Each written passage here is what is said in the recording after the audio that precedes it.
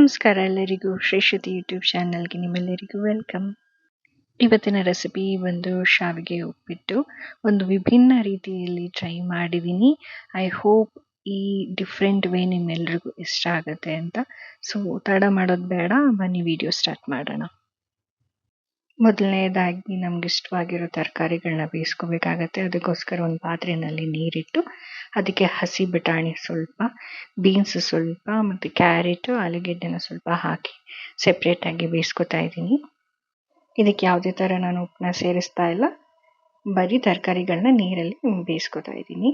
ಇದನ್ನು ಒಂದು ಕಡೆ ಇಟ್ಟು ಚೆನ್ನಾಗಿ ಬೇಯಿಸ್ಕೋಬೇಕು. ಇನ್ನೊಂದು ಫ್ಲೇಮಲ್ಲಿ ನಾವು ಸ್ವಲ್ಪ ನೀರನ್ನ ಇಡ್ತಾ ಇದ್ದೀನಿ ಬಿಸಿ ಆಗೋದಕ್ಕೆ. ಏನಕ್ಕೆ ಅಂತ ಹೇಳ್ತೀನಿ ಮುಂದೆ, ಕಂಪ್ಲೀಟ್ ವಿಡಿಯೋ ನೋಡಿ. ಆ ನೀರಿಗೆ ಸ್ವಲ್ಪ ಅರಿಶಿನ ಪುಡಿ, ಸ್ವಲ್ಪ ಉಪ್ಪು ಮತ್ತು ಒಂದು ಅರ್ಧ ಟೇಬಲ್ ಸ್ಪೂನ್ ಆಗೋಷ್ಟು ಎಣ್ಣೆ ಹಾಕಿ ಕುದಿಯಕ್ಕೆ ಬಿಡಬೇಕಾಗತ್ತೆ. ಇನ್ನೊಂದು ಕಡೆ ಫ್ಲೇಮಲ್ಲಿ ಶಾವಿಗೆನ ಹುರ್ಕೋತಾ ಇದ್ದೀನಿ. ಸೊ ಇಲ್ಲಿ 2 ಲೋಟ ಆಗೋಷ್ಟು ನಾನು ಶಾವಿಗೆನ ಫ್ರೈ ಮಾಡ್ಕೊತೀನಿ. ಡ್ರೈ ಫ್ರೈ ಮಾಡ್ಕೊತೀನಿ, ಯಾವುದೇ ಥರ ಎಣ್ಣೆ ಅಥವಾ ತುಪ್ಪ ಏನೂ ಬಳಸೋದಿಲ್ಲ. ಹಾಗೆ ಡ್ರೈ ಆಗಿ ಸ್ವಲ್ಪ ಹುರ್ಕೋಬೇಕಾಗತ್ತೆ. ಇದು ಲೋ ಫ್ಲೇಮಲ್ಲೇ ನಾವು ಹುರ್ಕೋಬೇಕಾಗತ್ತೆ. ಶಾವಿಗೆನ ನಾರ್ಮಲ್ ರವೆ ಥರ ಹುರಿಯೋದಕ್ಕಾಗೋದಿಲ್ಲ. ನಾನು ವಿಡಿಯೋನಲ್ಲಿ ತೋರಿಸ್ತಾ ಇದ್ದೀನಲ್ಲ ಆ ಥರ ಹುರ್ಕೋಬೇಕಾಗತ್ತೆ. ಕಂಪ್ಲೀಟ್ ಲೋ ಫ್ಲೇಮಲ್ಲಿ ಹುರ್ಕೋಬೇಕಾಗತ್ತೆ. ಸ್ವಲ್ಪ ಬ್ರೌನಿಷ್ ಕಲರ್ ಬರೋ ತನಕನೂ ನಿಧಾನವಾಗಿ ಕೈ ಆಡಿಸ್ತಾ ಹುರ್ಕೋಬೇಕಾಗತ್ತೆ. ನೋಡ್ತಾ ಇರ್ಬೋದು, ಸ್ವಲ್ಪ ಬ್ರೌನಿಷ್ ಕಲರ್ ಬಂದಿದೆ. ಸೊ ಇವಾಗ ನಾವೇನು ಮಾಡ್ತೀವಿ ಅಂದರೆ, ಒಂದು ನೀರು ಕುದಿಯೋದಕ್ಕೆ ಇಟ್ಟಿದ್ವಲ್ಲ ಪಕ್ಕದಲ್ಲಿ, ಆ ಪಾತ್ರೆಗೆ ಈ ಶಾವಿಗೆನ ಅದಕ್ಕೆ ಟ್ರಾನ್ಸ್ಫರ್ ಮಾಡ್ತೀವಿ. ಸೊ ಇದನ್ನೇ ನಾನು ಹೇಳಿದ್ದು ವಿಭಿನ್ನ ರೀತಿ ಅಂತ. ಸೊ ಟ್ರಾನ್ಸ್ಫರ್ ಮಾಡಿ ಶಾವಿಗೆನ ಸೆಪ್ರೇಟಾಗಿ ಬೇಯಿಸ್ಕೊತೀವಿ.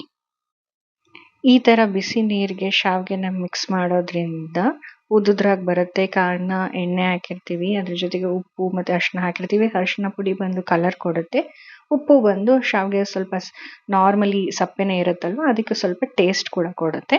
ಎಣ್ಣೆ ಹಾಕಿರೋದ್ರಿಂದ ಬಿಡಿಯಾಗೂ ಉಪ್ಪು ಬರುತ್ತೆ. ಇವಾಗ ಇನ್ನೊಂದು ಫ್ಲೇಮಲ್ಲಿ ಇನ್ನೊಂದು ಬಾಣಲಿನ ಇಟ್ಕೊಂಡು ಅದಕ್ಕೆ ನಾನು ಒಂದು ಬೇಕಾಗಿರೋ ಅಷ್ಟು ಎಣ್ಣೆನ ಹಾಕೋತಾ ಇದ್ದೀನಿ. ಎಣ್ಣೆ ಸ್ವಲ್ಪ ಜಾಸ್ತಿನೇ ಬೇಕಾಗುತ್ತೆ ಶಾವಿಗೆಗೆ. ನೀವು ನಾರ್ಮಲಿ ಮಾಡೋ ಥರ ಮಾಡೋಕ್ಕಾಗಲ್ಲ, ಸ್ವಲ್ಪ ಜಾಸ್ತಿನೇ ಇರಬೇಕು. ನಾನು ಇಲ್ಲೊಂದು 5 ಸ್ಪೂನ್ ಆಗೋಷ್ಟು ಎಣ್ಣೆ ತೊಗೊಂಡಿದ್ದೀನಿ. ಎಣ್ಣೆ ಸ್ವಲ್ಪ ಬಿಸಿಯಾಗಿದ್ದ ತಕ್ಷಣ ಒಂದು ಸ್ವಲ್ಪ ಸಾಸಿವೆ, ಜೀರಿಗೆ, ಉದ್ದಿನಬೇಳೆ, ಕಡಲೆಬೇಳೆನೆಲ್ಲ ಹಾಕಿ ಸ್ವಲ್ಪ ಫ್ರೈ ಮಾಡ್ಕೊಬೇಕಾಗತ್ತೆ. ಇದು ಫ್ರೈ ಆದ ತಕ್ಷಣ ಕರ್ಬೇವಿನ ಸೊಪ್ಪನ್ನು ಕೂಡ ಹಾಕಿ ಸ್ವಲ್ಪ ಫ್ರೈ ಮಾಡಿಕೊಂಡು, ಇದ್ರ ಜೊತೆಗೆ ಖಾರಕ್ಕೆ ನಾನಿಲ್ಲಿ ಹಸಿಮೆಣ್ಸಿನ್ಕಾಯಿನ ಬಳಸ್ತಾ ಇದ್ದೀನಿ. ಹಸಿಮೆಣ್ಸಿನ್ಕಾಯಿ ಎಷ್ಟು ಬೇಕೋ ಅಷ್ಟನ್ನು ಹಾಕೋಬೋದು. ಆ್ಯಂಡ್ ಗೋಡಂಬಿ ಆಪ್ಷನಲ್ಲು, ಇಷ್ಟಪಡೋರು ಹಾಕೋಬೋದು, ಬೇಡದೇವ್ರು ಸ್ಕಿಪ್ ಮಾಡ್ಬೋದು.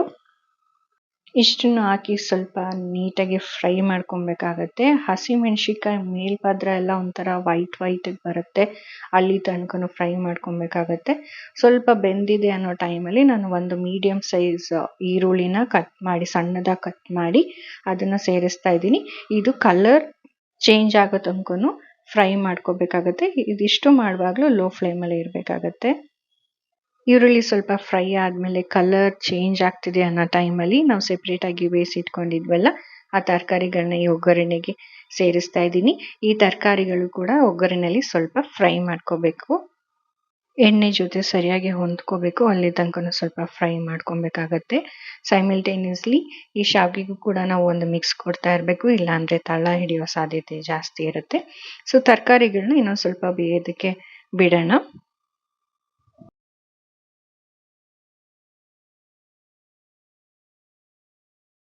ಈಗ ಶಾವಿಗೆ ಬೆಂದಿದೆಯಾ ಅಂತ ನೋಡೋಣ.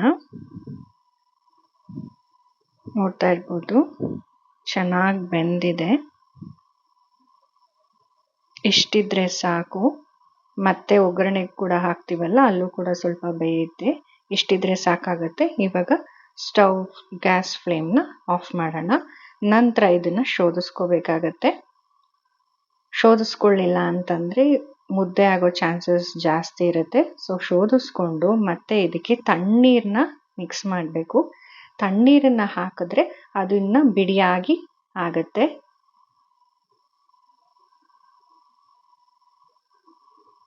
ಸೊ ತಣ್ಣೀರು ಹಾಕಿ ಒಂದು ಮಿಕ್ಸ್ ಕೊಟ್ಟು ಒಂದಕ್ಕೊಂದು ಅಂಟ್ಕೊಳ್ದೇ ಇರೋ ಥರ ನಾವಿಲ್ಲಿ ಮಾಡಬೇಕಾಗತ್ತೆ.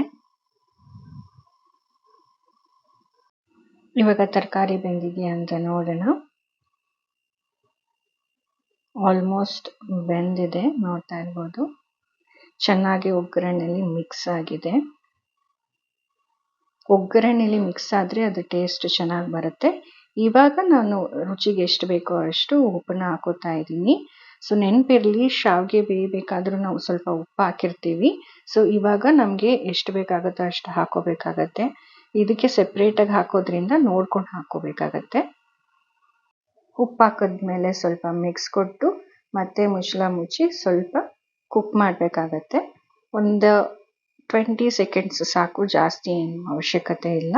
ಸೊ ಒಂದು ಮಿಕ್ಸ್ ಕೊಟ್ಟು ಇವಾಗ ಮಿಕ್ಸರ್ ಕೂಡ ರೆಡಿ ಆಗಿದೆ. ಈ ಕಡೆ ಶಾವಿಗೆ ಕೂಡ ರೆಡಿ ಇದೆ. ಇವಾಗ ನಾವೇನು ಮಾಡೋಣ ಅಂದರೆ ಶಾವಿಗೆನ ಇದರೊಟ್ಟಿಗೆ ಸೇರಿಸೋಣ. ನಿಧಾನಕ್ಕೆ ಸೇರಿಸ್ಬೇಕಾಗತ್ತೆ.